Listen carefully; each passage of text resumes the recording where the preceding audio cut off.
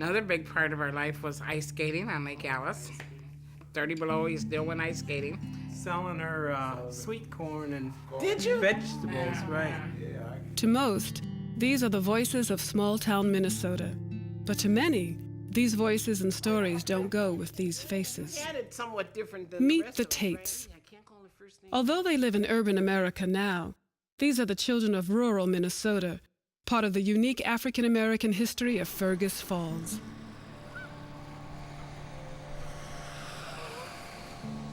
The story of Blacks in Fergus is a story about the strengths and weaknesses of small-town America and of achieving despite obstacles.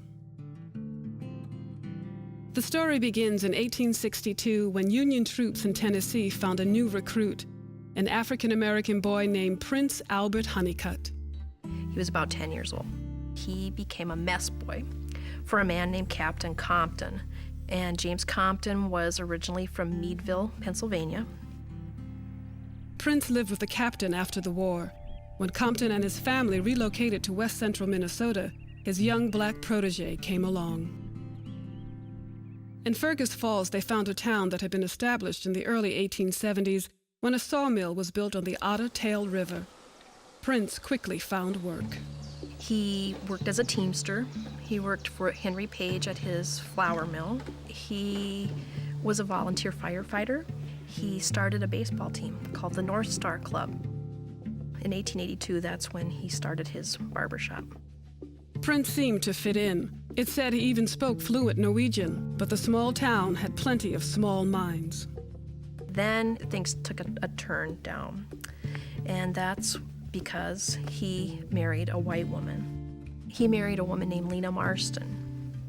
The news of the interracial marriage spread throughout the state, and some reactions were stronger than others. The girl belongs to a respectable family in this county, and the marriage bells strike upon their ears like a death knell. All's well that ends well, but we fear the principals to this affair will not live long enough to witness the end of this foolish step. The race violence implied in this threat didn't happen, but ironically and sadly, the letter did predict the couple's short life together. After 4 years of marriage, Lena died in childbirth. 1 year later, he remarried, and this time he married a black woman and had a mother for his children. Her name was Nancy Ann Brown. Prince's daughters both graduated from high school in Fergus Falls and then went up to Moorhead to attend the normal school and became teachers. In 1896, he ran for mayor of Fergus Falls. He did not win the election, but he ran a good campaign. He had a lot of respect. Prince's leadership would be needed when this small town faced big changes. We had 18 families, so approximately 85 people, that moved to Fergus Falls in one day. How did a trainload of black folks from Kentucky end up in Fergus Falls? In 1896, the Grand Army of the Republic had their annual encampment in St. Paul. Men from Fergus saw an opportunity. There were veterans in Fergus Falls, and they got a bright idea that they would take real estate brochures down to this event and see who they could draw up to Otter Tail County. Their sales pitch to veterans of the Army's colored troops worked, and African Americans from Kentucky packed up their lives and came north. Unfortunately for the newcomers, the homesteads they were anticipating were less than ideal. Just a few of the families were able to make a living on farms. Most were thrown into the local labor market. Ads were placed in the paper, if you have any jobs, contact Prince Honeycutt.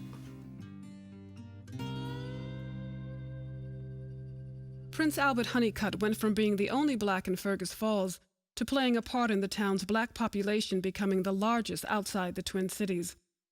But like the racist reaction to his first marriage, he saw his hometown's dark side again with the resurgence of the Klan in the 20s. It's sad and ironic that he had lived long enough to see 2 crosses burned in Fergus Falls. That must have been really disheartening, and he didn't live long after that happened. The year 1919 is infamous for the deadly race violence that ripped through northern cities. But in that year, it was a natural disaster that tore through Fergus Falls. That was the year that a very serious tornado destroyed about 2/3 of the town. Hard times hit Fergus Falls in the wake of the twister and through the Depression. Work became scarce. Like many rural Minnesotans, Fergus Falls black residents had to look to the state's big cities for jobs. Eventually, only one African-American family remained. The Tate family. They were great pioneers. These are the grandchildren of African-American settler Harding Tate, whose son David was just a toddler when they arrived. Dad came from Kentucky when he was about 18 months old. David Tate grew up in Fergus and eventually found work in the local dairy. And he was it was very high up in the union and was well respected. His wife, she was the first, but probably the only African-American nurse at the state hospital. We feel blessed that my mother and dad decided to stay in Fergus Falls and not make the exit that so many of the other blacks made.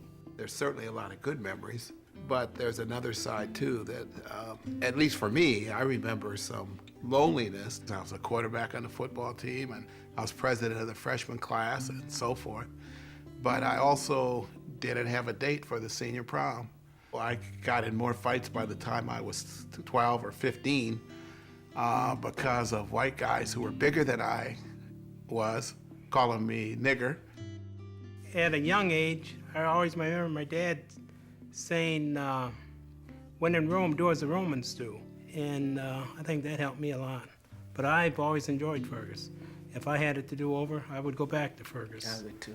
Think of Daddy, he'd go to work, 3 jobs, 7 days a week, and I'd never see him because he was always at work. They sacrificed a lot, I think, for us.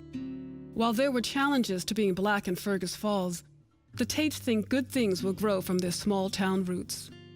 All of our children and grandchildren really, really respect the learning that we had as children. So we've been taught well, and hopefully our children are being taught well. I have one son, Mike, who's the oldest, and then 3 girls, and they used to go to Fergus Falls during Easter vacation every year. And every year, Michael would say, Mama, please don't let Grandpa get my hair cut. Please don't let... He'd go every time with a nice afro, and when he'd come back, he wouldn't have no hair. So man couldn't wear no afro in Fergus Falls. Fergus Falls may not have been the hippest place in Minnesota, but the town did make one very cool contribution to American culture. The Tates had an aunt named Bertha who moved to Minneapolis. She had a son who was a gifted musician. This grandson of a Fergus Falls settler went on to become the Grammy-winning producer known as Jimmy Jam Harris. Jimmy Jam and his flight-time producing partner Terry Lewis changed American music as part of the Minneapolis Sound led by their friend and collaborator, the artist known as Prince. But it was the pioneer known as Prince that set the stage for this unique piece of African-American history. Today, there's a new wave of diversity in Otter Tail County. People from Somalia. We also have students from Sudan. And so it's coming full circle. It's great. Hopefully, these newcomers will find neighbors in small-town Minnesota who were raised like the Tates. People are people, you know. It doesn't have anything to do with black, white, green, or red. It's just who people are. Life is good.